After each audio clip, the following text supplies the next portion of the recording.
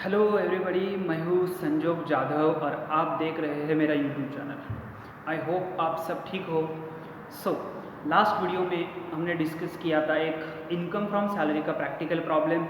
दोस्तों, इस वीडियो में भी मैं लेके आया हूँ आपके लिए एक नया practical problem income from salary का, जो Mumbai university semester 5 TY BCom का मनन पब्लिकेशन में इनकम फ्रॉम सैलरी का प्रैक्टिकल प्रॉब्लम है। इस वीडियो में हम इनकम फ्रॉम सैलरी का प्रॉब्लम देखने वाले हैं। First of all, before I start, last video में मैंने इनकम फ्रॉम सैलरी का सेकंड प्रॉब्लम आपके लिए यूट्यूब पे डाला था। आई होप आप सब ने वो देखा होगा, आपको समझ आया होगा। इस वीडियो में हम डिस्कस करने वाले हैं इनकम फ्रॉम सैलरी का नेक्स्ट टॉपिक, नेक्स्ट प्रॉब्लम, जिसका कनेक्शन है Mumbai university semester 5 TY BCom Manan publication practical problem income from salary. Okay, हम विदाउट एनी डिस्कशन मैं आपको स्क्रीन के ऊपर एक प्रॉब्लम दिखाने वाला हूँ और वो एक्सप्लेन करने वाला हूँ। वो आपको समझ आएगा कि आपको मनन पब्लिकेशन का बुक में ये प्रॉब्लम दिया हुआ है। प्लीज़ आप देखिए, स्क्रीन के ऊपर आएगा प्रॉब्लम, हम डिस्कस करने वाले हैं। मैं आपको बताऊंगा कि प्रॉब्लम क्या है, कैसे सॉल्व करना है। ओके, फर्स्ट ऑफ ऑल मैं आपको प्रॉब्लम रीड करके बताने वाला हूँ। Let's start student without any discussion. Screen के ऊपर ध्यान दीजिए, उन्होंने क्या बताया है। Mr. X is working in ABC Limited and has given the details of his income for the PY 2018-19. You are required to compute his gross salary from the detail given below. Mr. X working in ABC limited company Mumbai में काम कर रहा है। उसके PY 2018-19 यानी कि AY 19-20 काम को इनकम फ्रॉम सैलरी कंप्यूट करना होगा। देखिए वन बाय वन क्या उन्होंने डिस्कशन में बताया है कि क्या क्या दिया है और क्या क्या नहीं दिया है, हम वो देखने वाले हैं। उन्होंने बताया basic salary 1 lakh rupees per month, basic salary 1 lakh rupees per month. उसके बाद DA dearness allowances 50% is for retirement benefit. यहाँ पे कुछ आपको कंफ्यूज नहीं होना है। रिटायरमेंट बेनिफिट का मतलब क्या है, वो जब इम्पोर्टेंट होगा हम तभी देखेंगे। फर्स्ट ऑफ ऑल ये आपको बेसिक प्रॉब्लम के ऊपर ध्यान देना है। Dearness allowances 50% for retirement benefit 80,000 per month. 80,000 per month का मतलब क्या है दोस्तों, कि आपको वो पर मंथ के हिसाब से 12 मंथ के लिए कैलकुलेट करना है। ओके, उन्होंने नेक्स्ट बताया है commission as a percentage of turnover 1%। Commission 1% आपको सैलरी में लेना है। उसके बाद उन्होंने दिया है कि commission turnover during the year. Turnover during the year कितना है दोस्तों, 50 लैक्स। 50 लैक्स के 1% आपको लेना है। उसके बाद बताया bonus 4 lakh rupees, bonus 4 lakh rupees. उसके बाद ग्रेचुटी 2,50,000, ग्रेचुटी 2,50,000। मैं आपको बताना चाहूँगा कि ग्रेचुटी कैसे कैलकुलेट करती है वह मैं आपको बताऊँगा नेक्स्ट। पर यहाँ पे क्या है ना कि ग्रेचुटी की कंडीशन दी नहीं है। जहाँ पे ग्रेचुटी की कंडीशन नहीं दी जाती वहाँ पे आपको याद रखना होगा कि ग्रेचुटी जो है वो उसी सर्विस ईयर में उन्होंने एग्जाम विदड्रॉ की है। अगर ग्रेचुटी हम सर्विस पीरियड में ही विदड्रॉ करते तो उसका कोई भी टैक्स हमें लगता नहीं है, वो टैक्सेबल में नहीं। ओके, मतलब टैक्सेबल में नहीं जाती है तो उसको आपको एग्जाम्पशन नहीं मिलता। अगर आप सर्विस कर रहे हैं उसमें ही ग्रेचुटी आप ले रहे हैं तो उसको आप एग्जाम्पशन में नहीं जाते, उसके ऊपर आपको टैक्स लगेगा। सॉरी, मैंने वो बोला कि टैक्स नहीं लगेगा, एग्जाम्पशन नहीं मिलता और टैक्स लगेगा। ओके, उसके बाद उन्होंने दिया है कि his own contribution in the RPF। Own contribution in RPF का मतलब क्या है कि उस जो एम्प्लॉय है वो खुद अपना RPF अमाउंट रिकवर कर रहा है। आपको याद रखना पड़ेगा कि अगर एम्प्लॉय खुद अपना RPF पेड कर रहा है तो उसको हम टैक्सेबल में नहीं लेते, वो नॉट टैक्सेबल में आता है। एम्प्लॉय खुद एक पर्सन अपना RPF ले रहा है तो वो टैक्सेबल में नहीं आता, वो नॉट टैक्सेबल में आता है। उसके बाद employers contribution to RPF exempt of rupees 2,07,600, 2,07,600 उन्होंने क्या बताया है कि एम्प्लॉय का कंट्रीब्यूशन है, एम्प्लॉयर्स ने कंट्रीब्यूशन किया है on behalf of the employee. Okay, ये बात समझ में आई। वो हमें उन्होंने क्या किया है कि employers contribution to RPF exam rupees 2,07,600 उन्होंने क्लियर के आपको अमाउंट दिया है कि आपको एम्प्लॉयर कंट्रीब्यूशन कितना लेना है एग्जाम्शन में 2,07,600, पर एम्प्लॉय का कंट्रीब्यूशन की अमाउंट कितनी है, तो उन्होंने आगे बताया है 20% of his basic salary, 20% of basic salary. So basic salary कितनी है 1 लाख पर मंथ, यानी कि पूरे साल की कितनी हुई 12 लाख। सो 12 लाख के ऊपर 12% आपको 20% आपको सैलरी लेनी है और उसमें से एग्जाम्शन करके आपको 2,07,600 माइनस करना है और आपको टैक्सेबल कितना होगा वो आपको कैलकुलेट करना पड़ेगा। ओके, सो उन्होंने नेक्स्ट बताया interest accrued in the RPF 13% per annum, 13% RPF आपको इंटरेस्ट लेना है। ओके, सो 13% आरपीएफ हम इंटरेस्ट लेते नहीं है, हमको इंटरेस्ट का कितना लेना पड़ता है 9.5%, और उन्होंने क्लियर कट बताया हुआ है कि एग्जाम्शन आपका कितना है 95,000, एग्जाम्शन कितना है 95,000। सो 95,000 आपको एग्जाम्शन लेना है, पर कौन सी अमाउंट के ऊपर लेना है, सो आगे बताया है 1,30,000 के ऊपर। कौन से 1,30,000 के ऊपर आपको एग्जाम्शन कितना है 95,000 और इंटरेस्ट एक्रूड का आरपीएफ कितना है 13% पर एनम। ओके, सो ये हुआ आपका बेसिक प्रॉब्लम। सो आप देखिए कि ये जो स्क्रीन के ऊपर प्रॉब्लम था ये आप ध्यान से देखिए, आपको समझ आएगा कि प्रॉब्लम में क्या क्या क्या बताया है। बेसिक सैलरी, बोनस है, कमीशन है, डीए है, एक ग्रेचुटी है जिसके ऊपर टैक्स लगेगा क्योंकि उन्हें कंपनी जो भी काम कर रहा है वो रनिंग पीरियड में ही काम कर रहा है। सो ग्रेचुटी अगर आप जॉब कर रहे हैं, वर्क कर रहे हैं, तो वर्किंग आवर में ही आपने वो ग्रेचुटी विड्रॉ की तो उसके ऊपर आपको टैक्स भरना पड़ेगा। ओके, सो कोई भी एग्जाम्शन मिलेगा नहीं। उसके बाद एम्प्लॉय खुद अपना आरपीएफ पेड कर रहा है तो वो टैक्सेबल नहीं होगा, वो नॉट टैक्सेबल होगा। उसके बाद कंपनी जो बॉस है वो उसका जिस कंपनी में काम कर रहा है वो कंपनी उसका कंट्रीब्यूशन कर रही है आरपीएफ का। उन्होंने बताया कि आरपीएफ के 2,07,600 का एग्जाम्शन मिलेगा, अमाउंट आपको दी है, कैसे कैलकुलेट करना है हमको पता नहीं है, ठीक है, मैं आपको बाद में सिखाऊंगा जब आएगा प्रॉब्लम में। ये प्रॉब्लम में क्या है कि आरपीएफ की एग्जाम्शन अमाउंट आपको दी हुई है, पर आपको क्या बताया उन्होंने कि 20% सैलरी के हिसाब से आपको लेना पड़ेगा।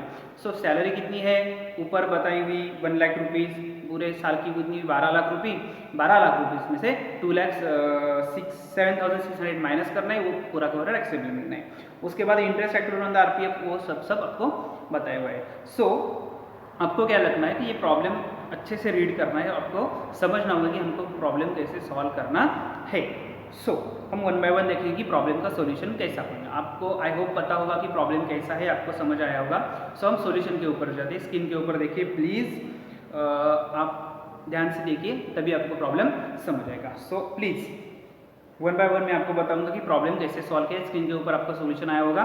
सो स्क्रीन के ऊपर क्या दिया है, computation of the income from salary 2019 and 20 AY 2019-20। Okay, so next क्या उन्होंने बताया कि पर्टिकुलर लिया है, 2 अमाउंट के कॉलम में आपको फॉर्मेट याद रखना पड़ेगा। So one by one solution में फर्स्ट 2 प्रॉब्लम हमने सॉल्व किया है। आपको पता होगा कि फॉर्मेट में स्टार्टिंग में क्या होता है, basic salary, bonus, commission etcetera, gratuity वगैरह, उसके बाद अलाउंसेस होते हैं, उसके बाद परक्विजिट्स, उसके बाद ग्रॉस सैलरी और नेट सैलरी। ओके, कुछ भी डिडक्शन होगी वो ग्रॉस सैलरी से हम माइनस करने वाले हैं। सो फर्स्ट ऑफ ऑल पहले ही है फर्स्ट स्टेज में क्या किया है, बेसिक सैलरी हुई है। बेसिक सैलरी ब्रैकेट में क्या है 1 lakh into 12 lakh rupees outer column. उसके बाद dearness allowances 80,000 into 12, sorry bonus, I am so sorry, bonus लिया है, बोनस पूरे 4 लाख रुपीज़ आउटर कॉलम में आए हुए। उसके बाद कमीशन दिया है 50 लाख के ऊपर 1% 50,000। ओके, उसके बाद ग्रेचुटी है, ग्रेचुटी एज इट इज़ 2,50,000। क्यों, मैंने उसका रीज़न भी बताया, उन्होंने कंपनी में काम करते वक्त ही ग्रेचुटी रिसीव की थी, इसलिए उसके ऊपर टैक्स लगेगा, कोई भी एग्जाम्पशन मिलेगा नहीं, पूरी की पूरी अमाउंट टैक्सेबल में जाने वाली है, वो उन्होंने लिया है। उसके बाद बेसिक सैलरी हुई, बोनस हुआ, कमीशन हुआ, ग्रेचुटी हुई। अब उन्होंने क्या बताया कि आपको क्या लेना है, अलाउंसेस। सेकेंड स्टेज पे आ गए हम, अलाउंसेस। इस पहले स्टेज में कोई प्रॉब्लम नहीं होगा, अब प्रॉब्लम आएगा कि अलाउंसेस कौन से लेने हैं, dearness allowances, simple as it is. 50% benefit का कुछ प्रॉब्लम नहीं, आपको वो देखना भी नहीं है। सो फर्स्ट ऑफ ऑल उन्होंने क्या लिया है कि डियरनेस अलाउंसेस 80,000 इंटू 12, 80,000 रुपया पर मंथ का। सो पूरे साल के कितने हो गए? 9,60,000 रुपीज़। कितने हुए? 9,60,000 रुपीज़। सो एक ही अलाउंसेस है, उसके बाद कोई भी अलाउंसेस है नहीं। सो थर्ड स्टेप आएगी परक्विजिट्स। सो फर्स्ट परक्विजिट्स कौन सी है दोस्तों? देखिए, employees contribution to RPF. Employees जो काम कर रहा है, यानी कि कौन? मिस्टर राम। जो मिस्टर राम है, सॉरी मैंने पहले बताया मिस्टर एक्स, सो प्रॉब्लम मैंने टाइप किया है मिस्टर राम, आप कंफ्यूज मत होइए, पर्सन कोई भी हो, ठीक है। सो मिस्टर राम जो है उसने कंट्रीब्यूशन किया है आरपीएफ का। सो कुछ भी उसको टैक्स लगेगा नहीं, पूरी की पूरी 2 लाख की अमाउंट एग्जम्पशन में जाएगी, इसलिए वहाँ पे कुछ अमाउंट ही नहीं है। ओके, परक्विजिट समझ में आया? पहला एम्प्लॉयज का कंट्रीब्यूशन आरपीएफ। उसके बाद employers contribution to RPF. Employers contribution to RPF का मतलब क्या है कि कंपनी उस राम का कंट्रीब्यूशन कर रही है आरपीएफ का। उन्होंने एग्जम्पशन भी बताया 2,07,600 और 20% बेसिक सैलरी के ऊपर उसको अमाउंट दी है। तो 20% बेसिक सैलरी के ऊपर उसकी अमाउंट कितनी आई दोस्तों? 2,40,000 रुपीज़। 12 लाख के ऊपर 20% 2,40,000 और लेस किया है एग्जम्पशन जो दिया हुआ है गिवन 2,07,600 रुपीज़। सो ये माइनस करके आपको टैक्सेबल में कितना पेड करना पड़ेगा? 32,400 रुपीज़। 32,400 रुपीज़। 20% सैलरी के ऊपर 2,40,000 आरपीएफ। उसके बाद एग्जम्पशन दिया हुआ है उन्होंने 2,07,600 माइनस किया, टैक्स कितना पेड करना पड़ेगा? 32,400 से। बात समझ में आई? Next, interest accrued in the RPF 13% per annum. जो आरपीएफ उन्होंने पेड किया है उसके ऊपर 13% का इंटरेस्ट एक्रूड किया हुआ है। सो अमाउंट दी हुई है 1,30,000 interest on interest accrued in the RPF 13%, 1,30,000, but उसके ऊपर आपको एग्जम्पशन कितना लेना है वो भी दिया हुआ है 95,000। ओके, आप देखिए ऊपर दिया मैंने कि गिवन कितना दिया है? 95,000 रुपीज़। सो आपको क्या करना है? पहला लेना है interest accrued in the RPF 13% per annum 1,30,000 inner column, आपको स्क्रीन के ऊपर देखो, लेस एग्जम्पशन 9.5% गिवन 95,000 माइनस कर दो, आउटर कॉलम में अमाउंट आ जाएगी 35,000। ये हुई आपकी taxable amount. Is it clear? ये बात समझ में आई? मैं फिर से बताने वाला हूँ आपको कि क्या क्या उन्होंने बताया है। Basic salary, bonus, commission, gratuity, ये हुआ फर्स्ट स्टेज। सेकेंड स्टेज पे डियरनेस अलाउंसेस यानी कि अलाउंसेस। उसके बाद थर्ड स्टेज परक्विजिट्स। परक्विजिट्स में क्या है? एम्प्लॉयज़ का कंट्रीब्यूशन कुछ भी नहीं, एम्प्लॉयर्स का contribution 32,400, interest accrued on the RPF 35,000। इन सारों की आपको टोटल करनी पड़ेगी, जो भी टोटल आएगी उसको हम बोलेंगे ग्रॉस सैलरी। आपकी ग्रॉस सैलरी है, स्क्रीन के ऊपर देखिए 29,27,400। ग्रॉस सैलरी कितनी है? 29,27,400 रुपीज़। ओके, अब हमें क्या करना है कि ग्रॉस सैलरी में से स्टैंडर्ड डिडक्शन माइनस करने हैं। आपको करना है तो करो या नहीं करो, कुछ भी प्रॉब्लम नहीं है। बुक में दिया हुआ है मनन पब्लिकेशन के, तो आपको करना पड़ेगा, बुक के हिसाब से हम जाने वाले हैं। So less standard deduction 40,000 rupees. Standard deduction मैंने माइनस किए, ऊपर देखो ग्रॉस सैलरी में से 40,000 स्टैंडर्ड डिडक्शन माइनस किया है। अब जो भी आंसर आएगा वो हुआ आपका फाइनल आंसर, उसको हम बोलेंगे net taxable salary. Net taxable salary आपकी कितनी हुई? 28,87,000। 28,87,000 ये हुई आपकी net taxable salary. Is it clear? देखिए पहले से देखिए, बेसिक के बाद bonus, commission, gratuity, allowances, perquisites, gross salary, less standard deduction, उसके बाद नेट सैलरी। ओके, सो ये प्रॉब्लम समझ में आया? स्क्रीनशॉट ले लो, कुछ भी ले लो, कैसे भी ले लो, प्रॉब्लम सॉल्व करना है मनन पब्लिकेशन का।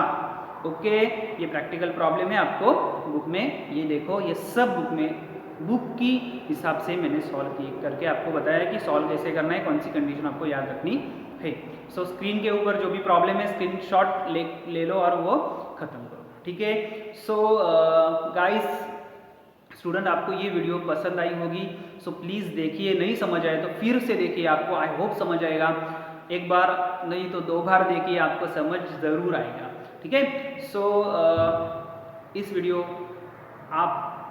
आपके फ्रेंड के साथ शेयर कीजिए, आप खुद देखिए, कुछ भी डाउट होगा कमेंट्स बॉक्स में आप मैसेज कीजिए या मेल कीजिए मुझे, मैं आपको ज़रूर उसके बारे में बताऊँगा, ठीक है। सो आई होप आपको ये वीडियो समझ आएगी और आप इसका सोल्यूशन भी स्टेप बाय स्टेप सॉल्व करेंगे। सो अभी तक आपने मेरे चैनल को सब्सक्राइब नहीं किया है तो प्लीज़ मेरे चैनल को सब्सक्राइब कीजिए, ताकि मैं आपके लिए बहुत सारी वीडियो लेके आने वाला हूँ। अभी तो मैंने स्टार्ट किया है, इनकम फ्रॉम सैलरी एंड तक पूरे लेके जाऊँगा, और आपका जो भी डाउट है सैलरी के बारे में वो हम ख़त्म करने वाले हैं। सो प्लीज़ सब्सक्राइब कीजिए, कमेंट्स कीजिए, शेयर कीजिए और पूरा लेक्चर देखिए ताकि आपको समझ आएगा। ओके, सो इस लेक्चर में मैं यही रुकने वाला हूँ, आप देखिए और आपको समझ आएगा। So thank you very much guys, have a good day and please study कीजिए ताकि एग्ज़ाम के लिए आपको